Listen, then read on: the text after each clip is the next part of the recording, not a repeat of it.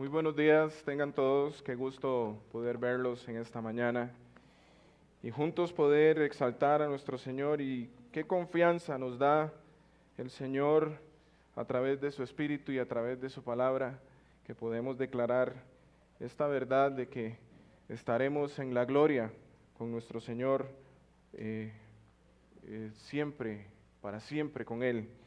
Y precisamente es lo que vamos a estar viendo en esta mañana, en la primera carta de Juan. Abra su Biblia, en primera de Juan, y vamos a estar considerando lo que esa confianza nos transmite a nosotros en medio de las cosas que nosotros podríamos enfrentar en este mundo. Y vamos a ver la fuente de nuestra confianza y lo que produce la confianza en nuestras vidas. Solamente el Evangelio produce eso en nosotros. Primera de Juan, capítulo 5, y vamos a leer de los versículos 1 al 5. Todo aquel que cree que Jesús es el Cristo, es nacido de Dios. Todo aquel que ama al Padre, ama al que ha nacido de Él. En esto sabemos que amamos a los hijos de Dios, cuando amamos a Dios y guardamos sus mandamientos.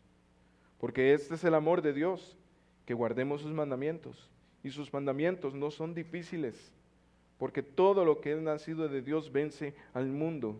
Y esta es la victoria que ha vencido al mundo, nuestra fe.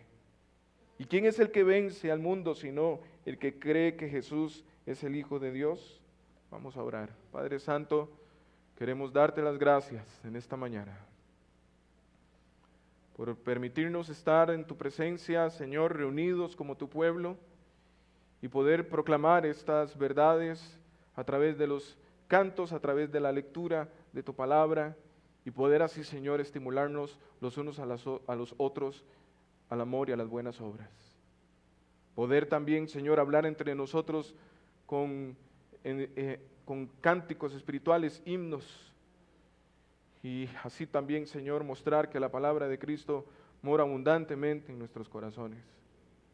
Rogamos, oh Dios, para que el fruto pueda verse en nuestras vidas.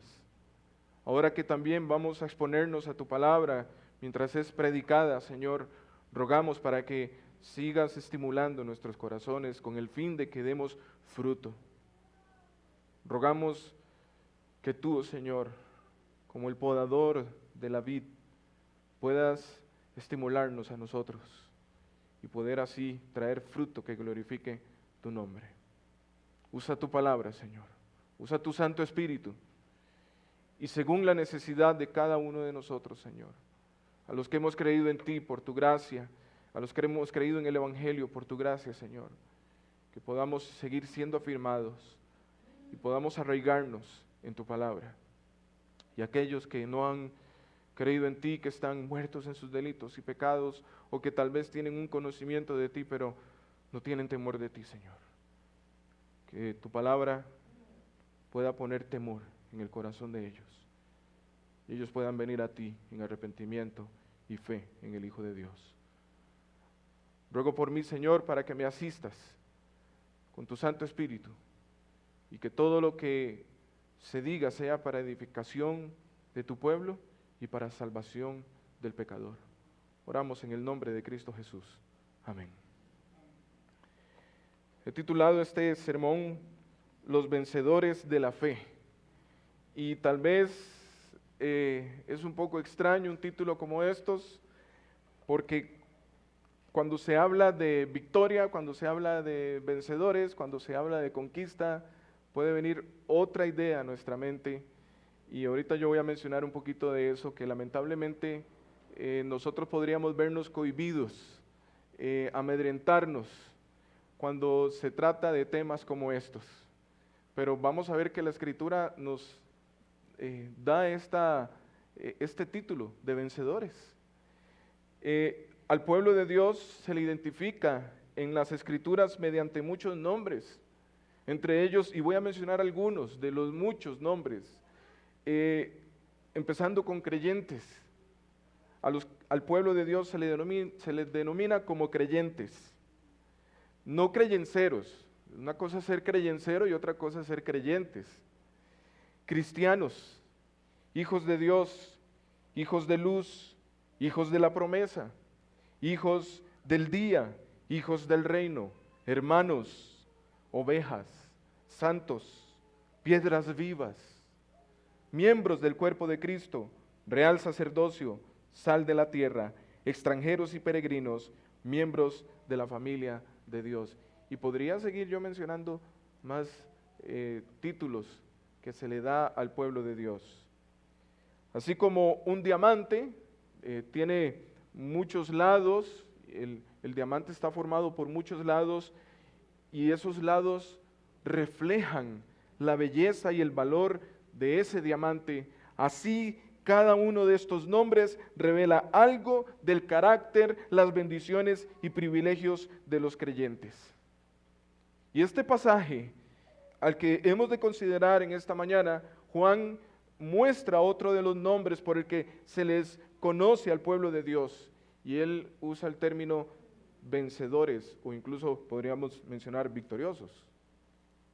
Aunque suene un poco extraño y nosotros tengamos algún prejuicio con esto que voy a decir, hermanos, pero los creyentes somos victoriosos. Los creyentes somos ganadores. Los creyentes somos conquistadores. Claro, hay que tener mucho cuidado porque aún en posturas teológicas nosotros podríamos ir a los extremos y uno de esos es tener un pensamiento posibilista, que no es lo mismo de ser positivo. Ahorita yo también voy a explicar un poco esto. Y podríamos irnos al otro extremo, que es ser fatalistas, de pensar que estamos aquí para sufrir y derramar lágrimas y vivir así, como si estuviéramos en derrota, y prácticamente podríamos correr el riesgo de vivir en depresiones constantemente.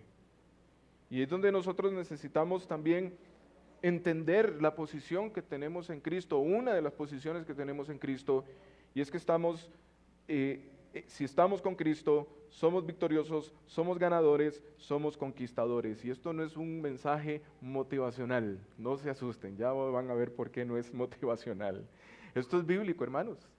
El que nosotros nos veamos victoriosos, nos veamos ganadores y conquistadores, esto es bíblico.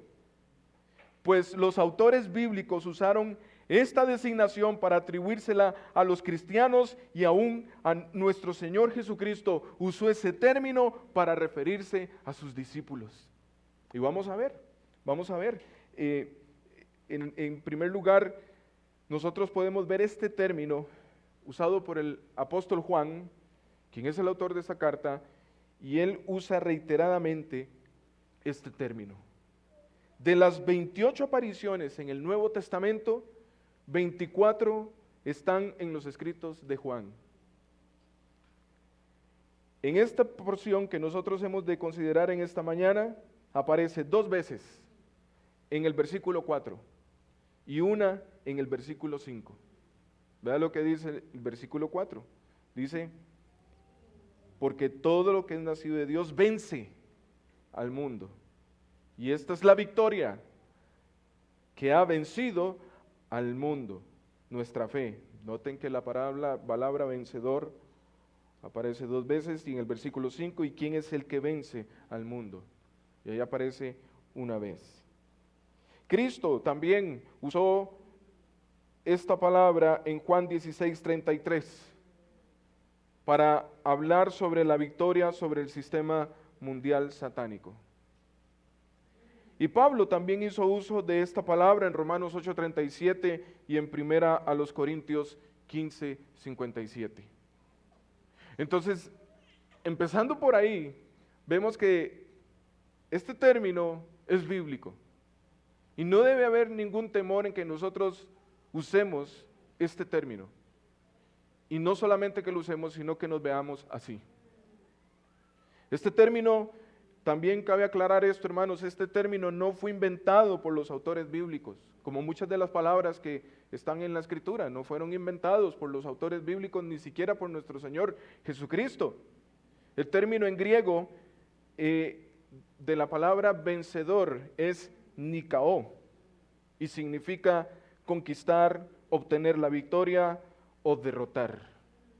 Este término era popular entre los griegos y ellos la usaban en el término de, ellos creían que la victoria final no la podían lograr los mortales, sino solamente los dioses. Y aquí estamos hablando de batallas, de guerras, incluso de una especie de ascensión o iluminación que ellos pensaban cuando hablaban de la eternidad. Y ellos incluso tenían una diosa llamada Nike, muy similar a una marca, ¿verdad?, que anda por ahí en ropas y tenis. Y yo pienso que, no he indagado esto, pero probablemente de ahí tomaron esta marca para hablar de la victoria de los deportistas. Esa diosa era la diosa de la victoria que ayudó a Zeus en su batalla contra los titanes. Eso era lo que ellos tenían en la mitología griega. Y frente a este contexto pagano, es llamativo, hermanos, que en el Nuevo Testamento se le asignara a los cristianos la invencibilidad asociada solamente con los dioses, pero los creyentes tomaron ese término y lo adjudicaron, lo aplicaron a los creyentes. Y eso probablemente llamó la atención de muchos griegos o romanos o la gente de aquella cultura que estaban familiarizados con este término. Y eso tal vez captaba la atención de ellos para escuchar el mensaje de salvación. Ahora, ¿cómo aplicaron este término los autores bíblicos y nuestro Señor para los creyentes? Hoy, lamentablemente, entre los denominados mensajes cristianos se habla de conquista, se habla de victoria, se habla de derrota al enemigo, se habla de pero no está enfocado en lo que los autores bíblicos tenían, sino que ellos lo enfocan en el pensamiento posibilista o en la corriente conocida como el poder de la palabra hablada o evangelismo con poder, que esto resurgió allá por los años 80 con Paul Yonggi Cho, con Benny Hinn, todos estos hombres. Y hoy tenemos hombres contemporáneos como Cash Luna y Maldonado, todos estos hombres. Hablan de victoria, hablan de conquista, hablan de derrota, pero ellos lo hacen en ese sentido. El pensamiento posibilista lo que enseña es que si usted quiere un carro del último modelo, usted va primero a incubarlo en su mente, y ellos usan ese término, usted se va a embarazar de eso, y usted se va a poner frente a su espejo, y usted va a repetir esas palabras, y usted todos los días va a repetirse de que usted quiere ese carro, lo va a anotar, lo va a visualizar hasta que usted lo llegue a alcanzar. Párese frente al espejo y véase como un vencedor, como un victorioso. Repítase esas palabras, le dicen en sus mensajes a las personas. Esto raya al ocultismo, esto raya a, vamos a decirlo así, a brujería.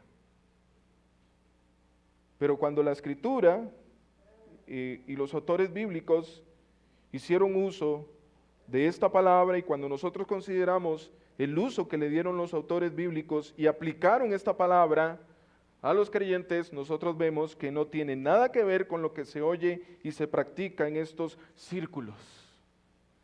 En realidad la Biblia enseña que esta palabra fue dirigida en tres cosas a los creyentes. Primero, los creyentes son vencedores, sí, pero vencedores de Satanás.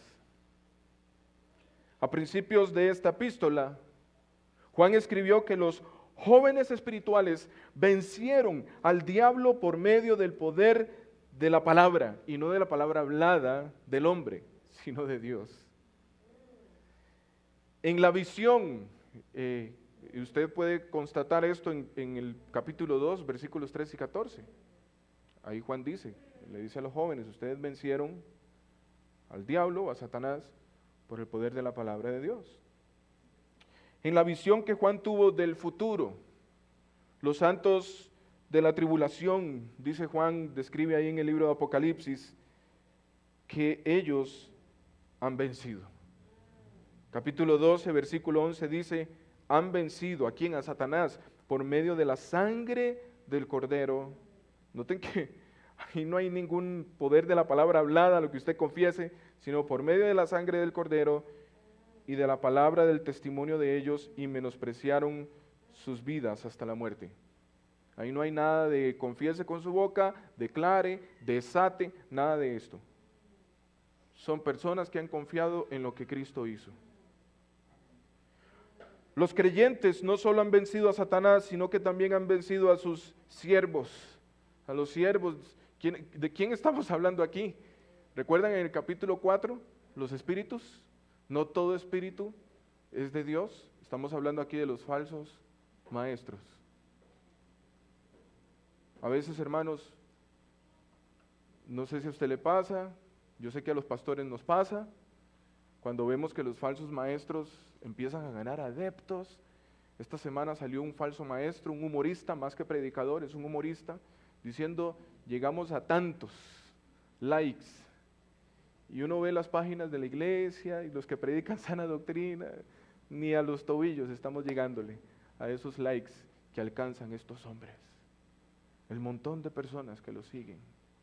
Cómo prosperan en el tema, en términos materiales.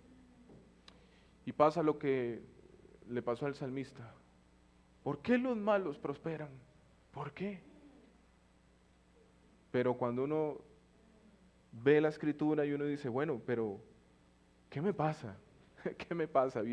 Fijándome yo en estos, tengo que fijarme en el que es vencedor, en que el que venció a la muerte, el que venció al pecado, el que nos ha salvado del juicio, y es Cristo. Es en Él en quien tengo que fijarme. Y es por esa razón que Juan también dirigió la mirada de los creyentes en aquel entonces a Cristo. Y recordándoles, hermanos, ustedes han vencido a los falsos maestros. No se preocupen, no se frustren por lo que ellos están haciendo y por lo que están alcanzando. Un día van a tenerle que dar cuentas al Señor. Y aunque sigue siendo, pensando en Satanás, volviendo a Satanás, él sigue siendo un enemigo peligroso, como nos dice 1 de Pedro 5:8, anda como león rugiente buscando a quien devorar. La derrota de Satanás es segura.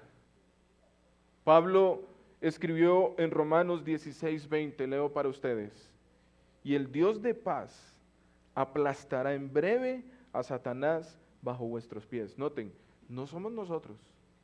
No somos nosotros. Ahí por ahí anda esa doctrina de que nosotros machacamos la cabeza del diablo. Hasta una canción hay de eso. No, nosotros no tenemos, no se nos ha conferido ese poder.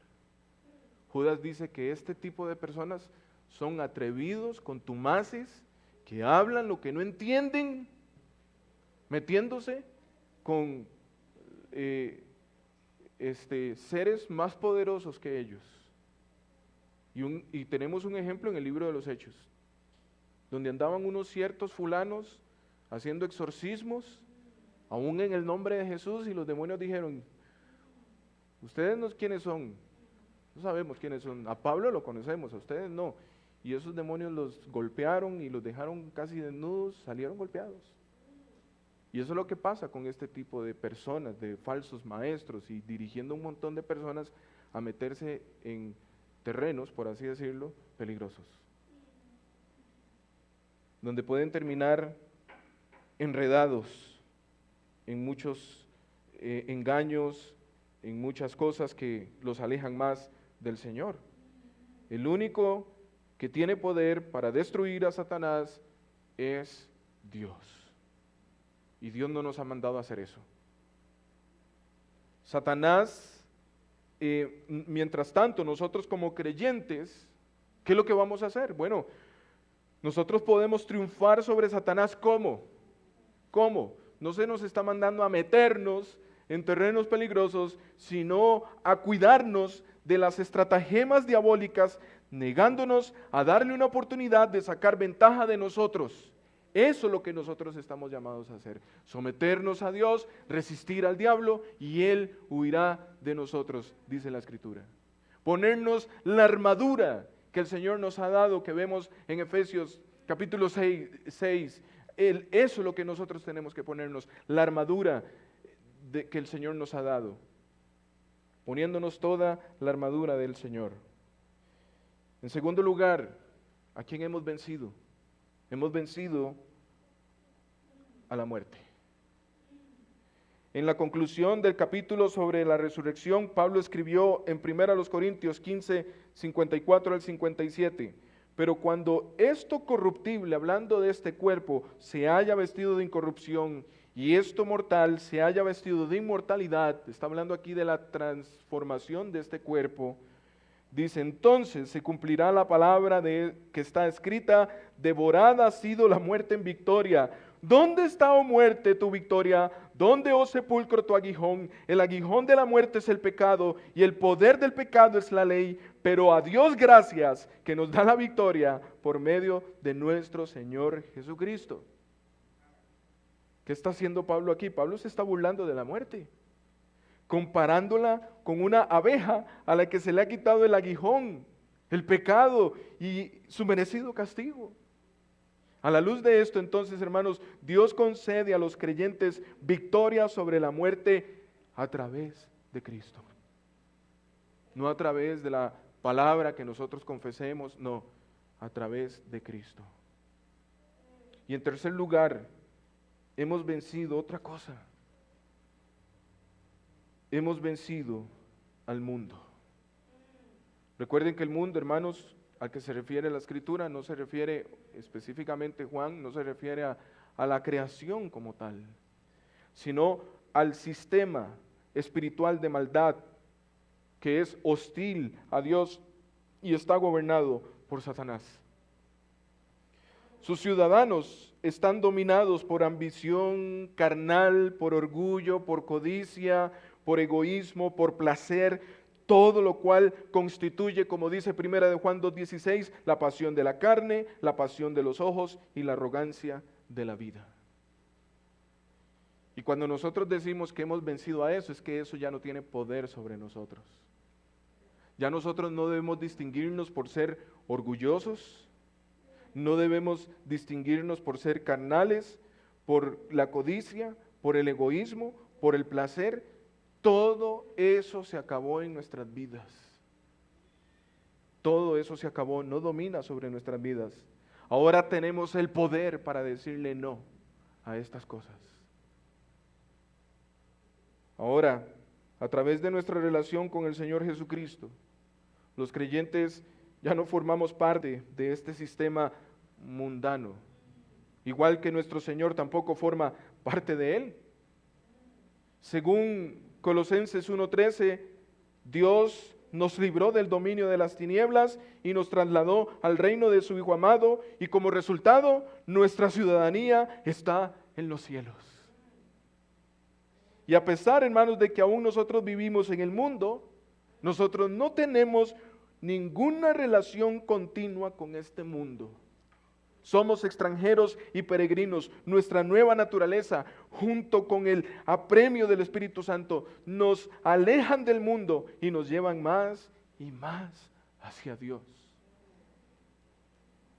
Los atractivos del mundo ya no nos cautivan, hermanos, ya no cautivan nuestros corazones.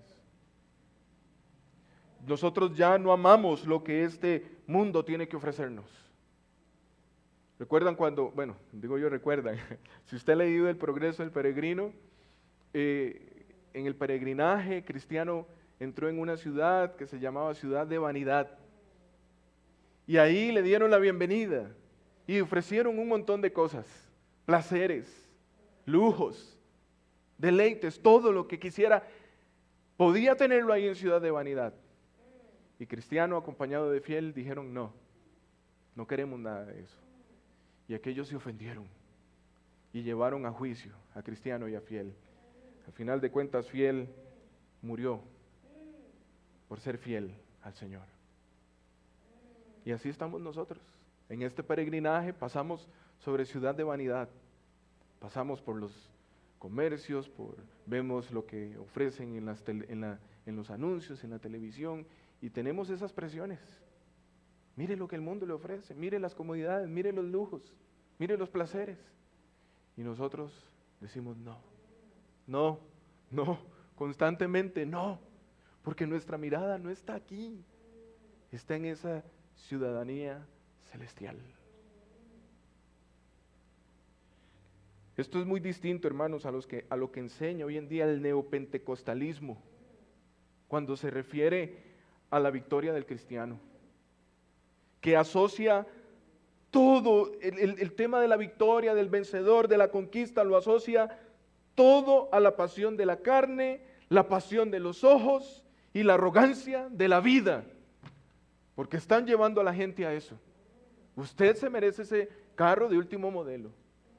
Usted se merece esa posición que quiere ahí en el trabajo. Todo lo enfocan en eso. Todo lo enfocan en eso. Usted se merece esa casa de sus sueños. Todo está relacionado con la pasión de la carne, la pasión de los ojos y la arrogancia de la vida. Y nosotros, hermanos, lejos de estar enamorados del mundo, los creyentes más bien luchamos contra él. Así que tenemos que preguntarnos, ¿cómo vence el cristiano a Satanás, a la muerte y al mundo? ¿Cómo? Notemos, hermanos, aquí no estamos hablando, la Escritura no habla de vencer sobre la pobreza, porque eso es lo que hablan. Usted tiene que vencer sobre la pobreza. No está hablando de eso, está hablando de Satanás, la muerte y el mundo. Los creyentes somos vencedores, invencibles, no por nosotros ni por nuestro propio poder, sino en Jesucristo y mediante su poder. Y aunque nuestra victoria final está asegurada, los cristianos, hay una realidad, hermanos, los cristianos aún podemos perder algunas de las batallas. Otra vez mencionando a Cristiano en su peregrinaje, él perdió más de una batalla. Él perdió batallas. Sucumbimos ante las tentaciones de Satanás, las seducciones del mundo y la corrupción de nuestros propios corazones y caemos en pecado. Entonces, ¿cómo podemos estar seguros de que somos verdaderos vencedores? ¿Cómo? Al reiterar, recordar y enriquecer con los temas ya conocidos antes en esta epístola, Juan ofrece 3 características de un vencedor en los versículos 1 al 5.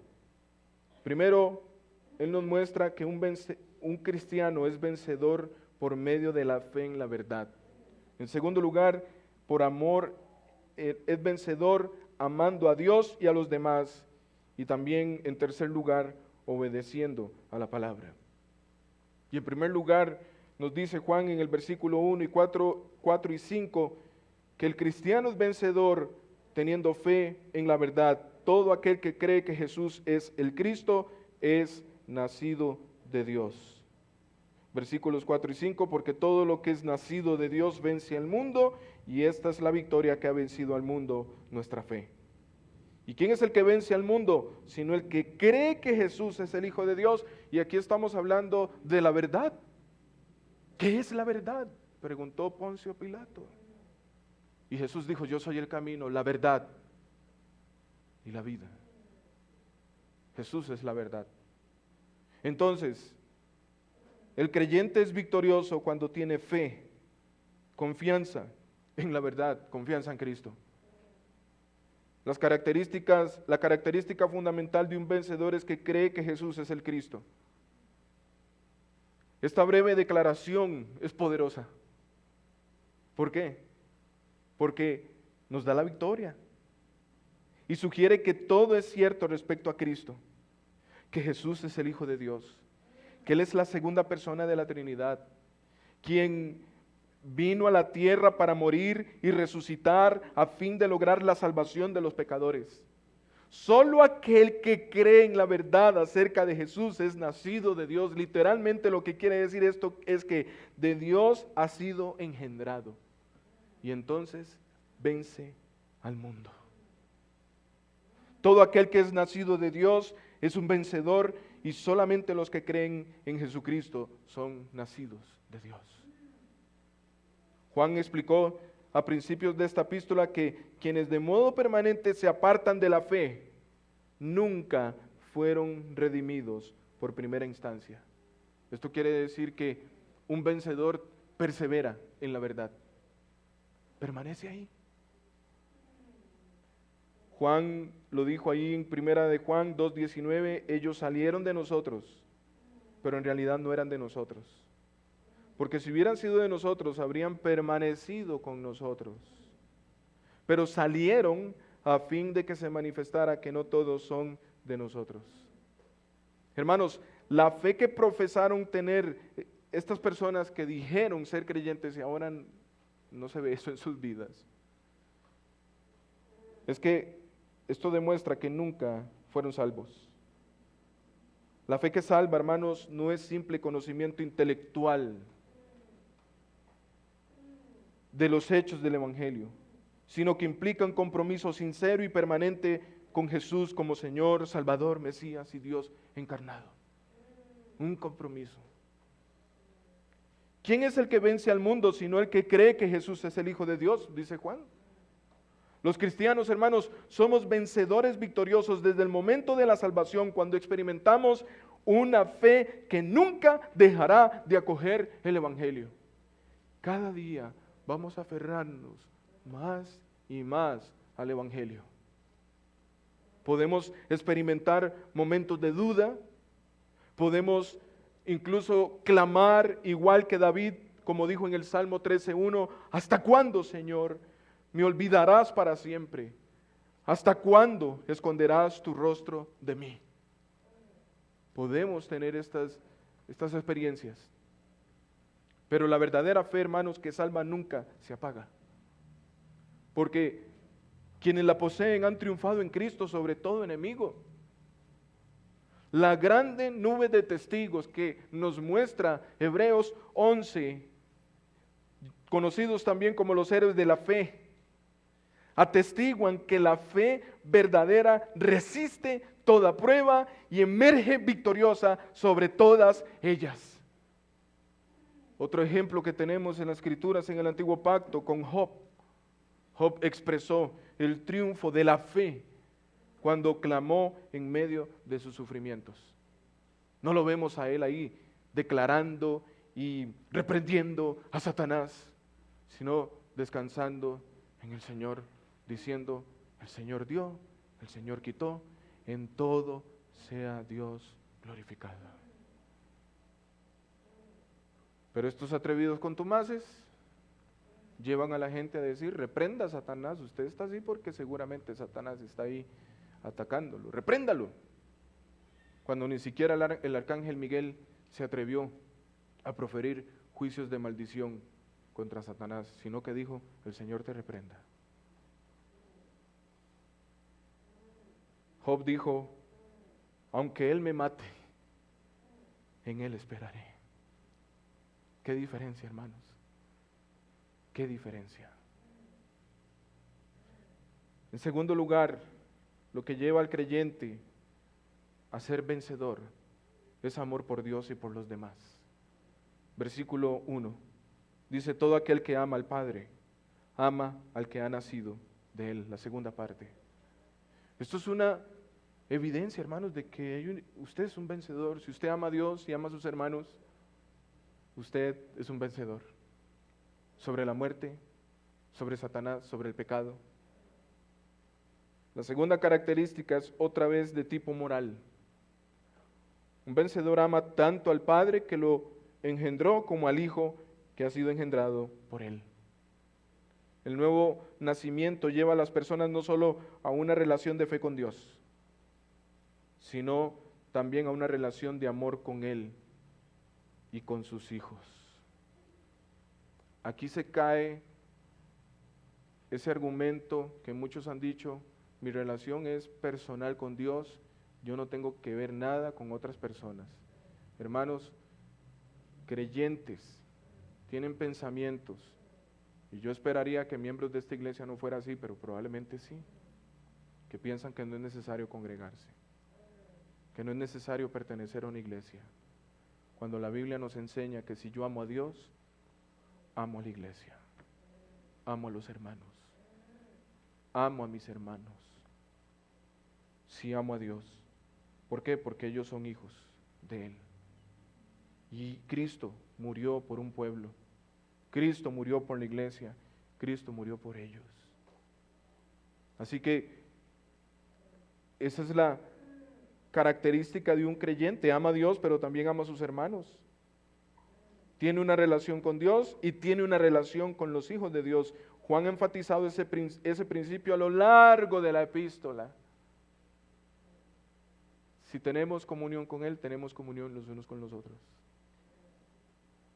El amor del que Juan escribe no es simple emoción o sentimentalismo, hermanos, como lo vimos la semana pasada. Es un deseo de honrar, agradar y obedecer a Dios. Y esto se enfoca en las personas. Se trata del amor de voluntad y decisión, el amor que atiende de modo sacrificial las necesidades de otros. Así se muestra el amor. Y el Nuevo Testamento manda reiteradamente a aplicar este amor entre nosotros, hermanos. En tercer lugar, la tercera cosa que da evidencia de que un creyente, una persona es vencedor, es que obedece la palabra de Dios. Versículos 2 y 3. En esto sabemos que amamos a los hijos de Dios, cuando amamos a Dios y guardamos sus mandamientos. Porque este es el amor de Dios, que guardemos sus mandamientos, y sus mandamientos no son difíciles. Noten cómo se repite esa palabra, guardar sus mandamientos, guardar sus mandamientos. Frase clave. Me llama mucho la atención lo que dice Juan. Los mandamientos de Dios no son difíciles. Muchos creyentes dicen, qué difícil es hacer la voluntad de Dios. Entonces estás negando la capacidad que te ha dado el Espíritu Santo para obedecer al Señor. Hermanos, nosotros no podemos decir eso. Decir, qué difícil es obedecer al Señor. No.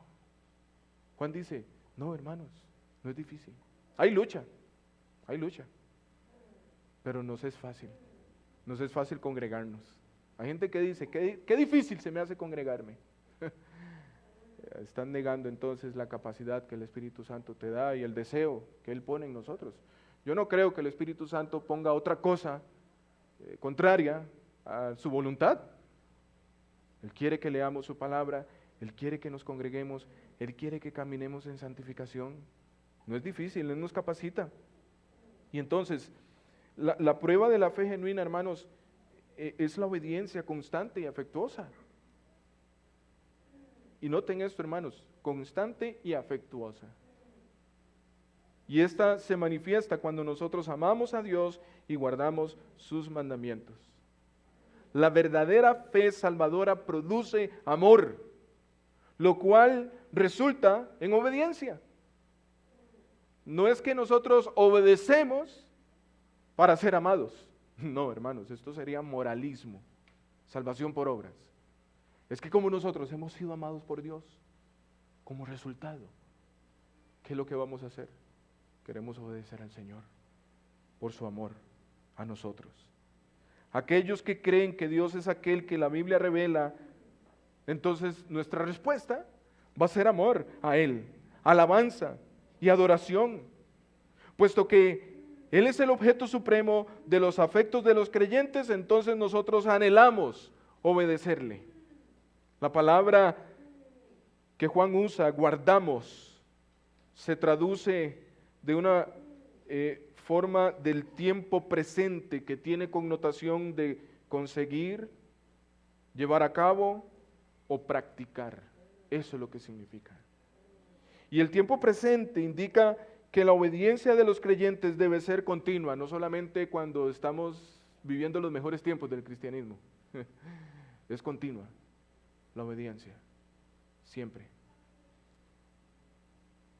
Siempre constituirá la dirección, aunque no la perfección, de nuestras vidas. Una palabra diferente de referirse a guardemos la podemos ver en el versículo 3. Y tiene la connotación de vigilar, custodiar o preservar. Aquel que ama de veras a Dios, verá los mandamientos divinos como un tesoro, no como una carga difícil de llevar, como pasó con el pueblo de Israel. Qué cansado estar haciendo esto. Estamos hastiados de hacer esto. No, vamos a ver los mandamientos divinos como un tesoro precioso que se debe guardar a todo precio. Los mandamientos de Dios van a ser valiosos para nosotros. La obediencia también fue un tema fundamental en la enseñanza de nuestro Señor Jesucristo, y voy a mencionar algunos pasajes, hermanos. Mateo 12:50 dice: porque cualquiera que hace la voluntad de mi Padre que está en los cielos, ese es mi hermano y mi hermana y mi madre. El que hace la voluntad de mi Padre. En Lucas 11:28 dijo así: dichosos los que oyen la palabra de Dios y la guardan. No solamente los que la oyen. Parece que el Señor tenía conciencia de que, y así era, de que muchos iban a oír la palabra, pero no la iban a guardar. ¿Cuál es su condición en estos momentos? Usted ha escuchado, tal vez ha escuchado muchos sermones y no está guardando la palabra. Pero Jesús dijo que dichosos son los que oyen la palabra de Dios y la guardan. Y en Juan 8:31 Él dijo, a quienes profesan fe en Él, Jesús decía a los judíos que habían creído en Él: si ustedes permanecen en mi palabra, verdaderamente son mis discípulos. Si permanecen en mi palabra, no si la conocen, no si la han oído, sino permanecen en mi palabra. A los discípulos en el aposento alto, Jesús habló claramente diciéndoles en Juan 14:15, si ustedes me aman, guardarán mis mandamientos. Y repitió esa verdad varias veces durante ese mismo discurso. Él dijo, el que tiene mis mandamientos y los guarda, ese es el que me ama, y el que me ama será amado por mi Padre, y yo le amaré y me manifestaré a él. Ese es el verdadero amor a Dios. No es cantar canciones, limitarlo solo a eso. No, es obedecer al Señor. Los apóstoles también enseñaron que la obediencia es una característica esencial de los redimidos. Y leo solo un pasaje de los muchos que ellos mencionaron con este tema. Pedro, en la primera carta, capítulo 1, versículo 14, dice, como hijos obedientes, no se conformen a los deseos que antes tenían en su ignorancia. Pablo dijo a los tesalonicenses que nosotros éramos hijos de desobediencia. Ahora nos distinguimos por ser hijos obedientes. Hermanos, los que aman a Dios obedecen su ley, porque queremos honrar su santa naturaleza divina. Esa es nuestra motivación. Los creyentes nos debemos caracterizar por obedecer al Señor no por temor, sino por afectuosa adoración. Obedecemos porque le entendemos que así le adoramos también. Y debido a que Él se deleita en los vencedores, hay un resultado, hermanos. Nosotros no merecemos eso, pero al Señor le ha placido. Él nos ha dicho en su palabra que Él va a derramar abundantes bendiciones sobre nosotros si lo obedecemos. Las cartas a las 7 iglesias, Apocalipsis 2 y 3, ahí nosotros podemos ver regalos excelentes y especiales que Dios promete a todos los vencedores. Y entonces, hermanos, a la luz de esto quisiera terminar con 3 implicaciones. Y le pregunto, en primer lugar, y esto tiene que ver con las tentaciones y el pecado, ¿cómo respondemos a las tentaciones? ¿Cómo reaccionamos aún cuando caemos en algún pecado? A la luz de lo que nos enseña la Escritura, nosotros ya no practicamos el pecado, sin embargo, aún somos pecadores y podemos caer. De ahí el llamado de Juan a que nosotros recordemos que no debemos vivir en derrota, no debemos vivir en el fatalismo. Cristo aboga por nosotros. Él nos levanta, Él nos restaura nuestra relación con el Padre y con nuestros hermanos, a los cuales podríamos defraudar también con nuestros pecados. Así que, hermanos, busquemos esa restauración a través del arrepentimiento, a través de la reconciliación con el Señor y nuestros hermanos. En segundo lugar, nosotros estamos llamados a dar testimonio de Cristo, a ser testigos fieles. Y nosotros, hermanos, cuando pensamos en esto y se nos dan las oportunidades, podríamos amedrentarnos, podríamos tener temor. En momentos de dar testimonio de nuestra fe o cuando estamos entre la espada y la pared, en momentos en que debemos mantenernos firmes en nuestra fe, nosotros tendemos a tambalear. Pablo experimentó eso cuando estuvo entre los tesalonicenses. Él dijo, estuve entre ustedes con temor y temblor. En 2 Corintios 7, él escribe sobre la depresión que experimentó. Él cayó en una depresión. Y en el libro de los Hechos, en el capítulo 18, versículo 9, ahí nos muestra este pasaje, cómo el Señor estaba animando a Pablo, diciéndole, no temas, sigue hablando, no calles. Cualquiera podría pensar, si Pablo estaba en todas, no tenía miedo, hablaba sin temor. No, miren, fueron hombres también. Eso mismo, hermanos, de alguna u otra manera, probablemente hemos experimentado o estamos experimentando.